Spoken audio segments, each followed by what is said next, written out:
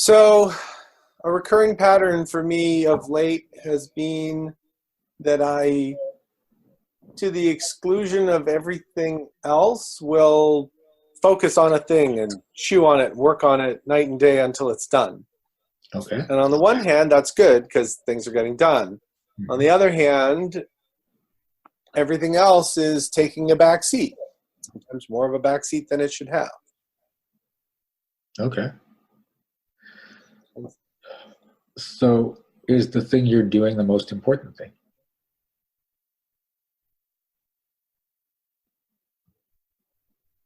Well, it certainly feels that way in the moment Okay. because I'm totally focusing on it. And you're focusing on one thing for days and days, or just like during the day for Yep. stuff? Like a work task, for example, Okay. that I spent, I don't know, 13 or 15 days in a row on. Okay. Like I said, it seemed very important. Okay. So what you want to do is each day when you wake up, just sort of reevaluate, and is that still the most important thing to do today? Interesting. Okay. Right. So then when you do that, when you start saying, okay, what's the most important thing to do, then you start doing that most important thing. Then you get finished that and go on to the next thing. So you may have that work task, but then you wake up the next morning and you go, well, the work task is important, but the most important thing for me to do right now is actually do my laundry because I have no clean clothes.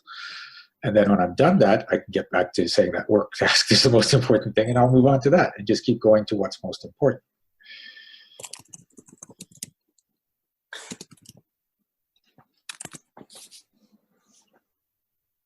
And Yeah. because as long as you're prioritizing each day, things will tend to work out, because that's a technique that's been used for so long and it's so effective. Most people don't even use it. It just sounds like you're taking it to the extreme in the other direction. Yeah. Been kind of focused on things in bits. And, it's good on the one hand. Um, like, this Saturday, arrived at the family cottage to install a water pump, and worked on it from 2 in the afternoon till 2 in the morning, because that's what it took to get it running, and that way I could wake up to the hot water tank actually being full and have the option to have a shower. Okay. And for me that was important. And we've talked about this before. My brother did exactly what he's done in the past, and it did not surprise me.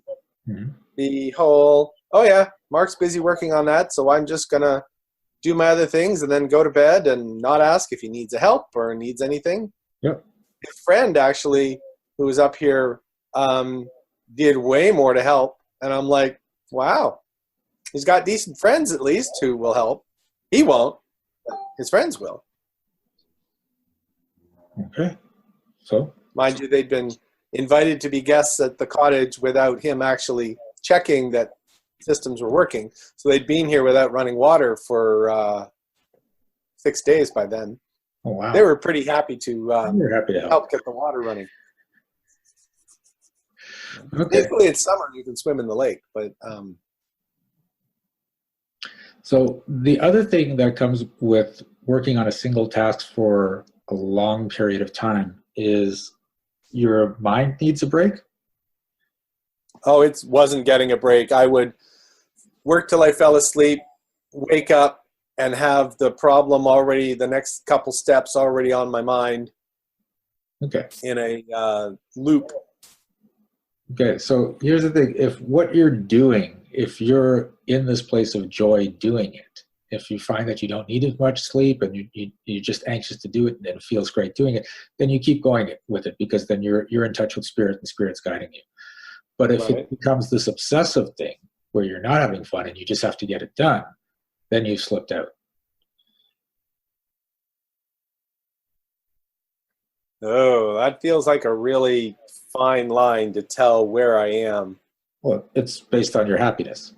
If you're not happy doing the thing you're doing, but you're saying, no, I'm going to just get this thing done. I don't care what it takes. And you're either angry or frustrated. And you're like, I'm still going to, that might be a time to take a break and then come back to it. I'm not saying stop doing it entirely, but you need to shift so you can get your emotions back into a place where you're happy again. Because remember, positive emotions generate positive vibrations, which bring positive results. Right?